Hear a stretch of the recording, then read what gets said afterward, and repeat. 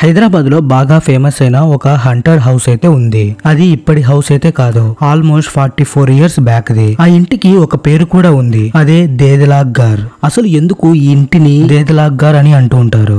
దీని వెనక ఉన్న కథ ఏంటి, అసలు ఎందుకు ఇది హంటెడ్ గా మారింది అనే విషయాలు ఈ వీడియోలో తెలుసుకుందాం. దేదలాగ్ గార్ అంటే 1.5 lakh హౌస్ అని మీనింగ్. సరిగ్గా 44 సంవత్సరాల క్రితం ఒక అతను 1.5 lakhs పెట్టి ఈ ఇల్లుని కట్టించాడు. ఆ టైంలో అది చాలా పెద్ద అమౌంట్. అలానే ఆ ఏరియాలో అది చాలా ఖరీదైన ఇల్లుగా ఉండేది. అందుకే అందరూ ఆ ఇంటిని 1.5 ఇల్లు అనేవారు. అదే ఇప్పటికీ మనం అంటున్న పేరు దేదలాగ్ గార్. 4 decades గా చెప్పుకొస్తున్న కథలు ఏంటంటే, ఆ ఇల్లు కట్టించుకున్న అతని పేరు లక్ష్మణ్. అతని వైఫ్ ఇంకా 2 daughters ఇంకా వాళ్ళ 3 కొడుకులతో ఉందామనుకుంటాడు. అంతా రెడీ అయ్యాక ఇంకా ఇంట్లోకి వెళ్ళడానికి పూజ స్టార్ట్ చేద్దాం అనుకునే టైంలో లక్ష్మణ్ వాళ్ళ వైఫ్ హార్ట్ అటాక్ తో చనిపోయింది. శుభమాను కొత్త ఇంటికి వెళ్తున్నప్పుడు ఇదేంటి ఇలా జరిగింది అని లక్ష్మణ్ కి నెగిటివ్ వైబ్ వచ్చింది. ఇంకా అప్పుడు ఫిక్స్ అయిపోయాడు ఆ ఇంటికి ఎప్పుడు వెళ్ళకూడదు అని. తర్వాత అంత ఇష్టంతో కట్టించుకున్న ఇల్లు ఎందుకు వదిలేయడం అని అక్కడ చదువుకుంటున్న స్టూడెంట్స్ కి రెంట్ కైతే ఇచ్చాడు. వాళ్ళు కూడా మొదట్లో బాగానే ఉండేవారు, కానీ రోజులు గడిచే కొద్దీ వాళ్ళలో ఒకడు చాలా వింతగా బిహేవ్ చేయడం స్టార్ట్ చేశాడు. అలా కొన్ని రోజులు తన బిహేవియర్ చూసి చుట్టుపక్కల వాళ్ళు భయపడేవారు. తర్వాత ఒక రోజు ఆ స్టూడెంట్ ఆ ఇంట్లో ఉరి వేసుకొని చనిపోయాడు. అది చూసి అందరూ ఒక్కసారిగా షాక్ అయ్యారు.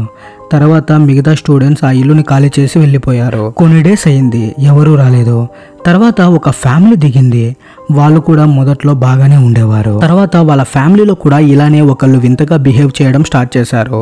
సేమ్ ఆ స్టూడెంట్స్ లాగానే ఉరి వేసుకొని చనిపోయారు. ఇంకొంతమంది ఆత్మహత్య చేసుకోలేదు, కానీ అసలు ఎలాంటి రీజన్ లేకుండా చనిపోయేవారంట. అక్కడ ఉన్న లోకల్స్ కి ఆ ఇంటి గురించి అడిగితే వాళ్ళు చెప్పేది ఏంటంటే, రాత్రి ఎంతగా భయం వేస్తుందో పగలు చూసినా అంతే భయం వేస్తుందంట. అందుకే దాని జోలికి కూడా ఎవరు వెళ్ళము అని అనేవారు. ఒకరోజు ఆ ఇంటి దగ్గరలో ఉన్న ఒక ఫ్యామిలీకి రాత్రి ఎవరో ఏడుస్తున్నట్టుగా అనిపించింది. వాళ్ళు ఎవరు అని బాల్కనీలోకి వెళ్లి చూశారు, కానీ అక్కడ ఎవరూ లేరు. మొత్తం చూసి ఒక్కసారిగా వాళ్ళ చూపు ఆ ఇంటి వైపుకు వెళ్ళింది.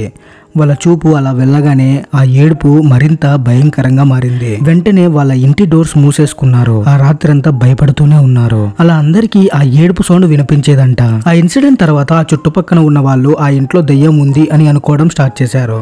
తర్వాత రోజుల్లో రాత్రి 9:30 దాటితే చాలు ఆ ఇంటి ముందు నుండి వెళ్ళడానికి కూడా జనాలు భయపడేవారు. కొంతమందికి అక్కడ ఏదో కనిపిస్తుంది అని చెప్పేవారు. ఇలా ఆ ఇంటి చుట్టూ చాలా రూమర్స్ అయితే వచ్చి ఉన్నాయి. తర్వాత ఆ ఇల్లు హంటెడ్ హౌస్ గా మారిపోయింది.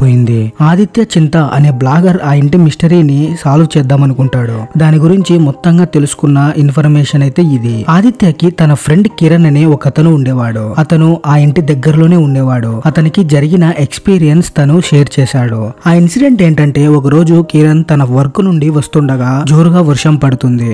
సరిగ్గా ఆ ఇంటి దగ్గరలో వచ్చేసరికి తన సైకిల్ చైన్ ఊడిపోయింది. సైకిల్ దిగి చైన్ పెట్టడానికి ట్రై చేస్తున్నాడు.